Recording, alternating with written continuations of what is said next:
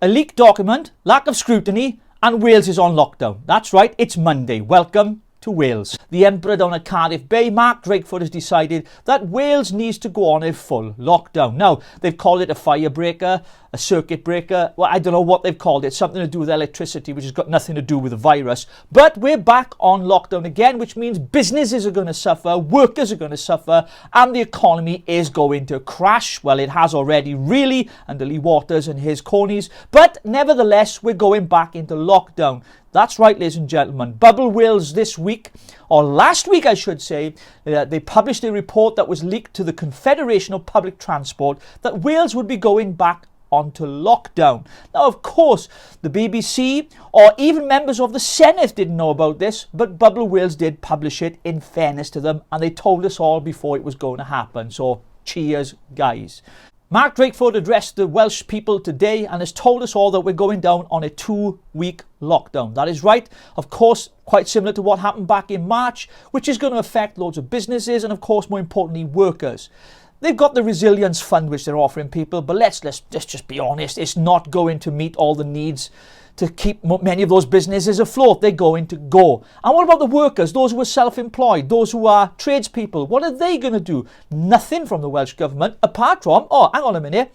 Oh yeah, we're going to go in a full lockdown. We're going to wreck the Welsh economy, but we want Westminster to pay for it. Begs the question, why do we really need the Welsh Assembly or the Senate or Parliament? The reality is, we don't.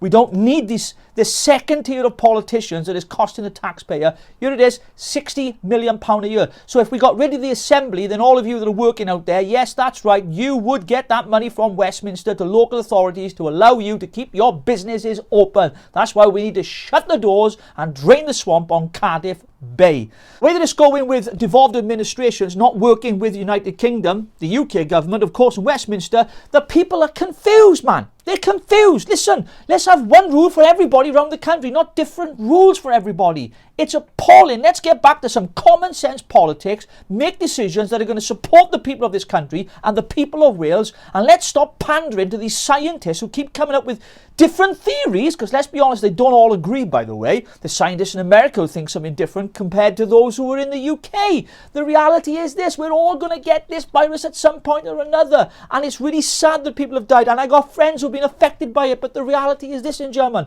we can't suppress it. The more we put people on lockdown, we're just delaying the inevitable. So what happens after 2 weeks? We open everything back up, and what's going to happen again? That's right, the same thing again. So we have to have a plan, and the Welsh Government do not have a plan. The idea of locking everything down is not the answer. Well, that's my rant over with. I've said enough, okay? Thank you ever so much for all of you that subscribe to the channel, for this Welshman having a rant about all things politics, non-politically correct.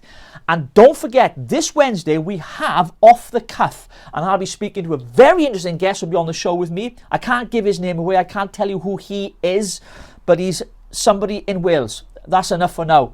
Catch you Wednesday. Thank you for watching Rich Politics.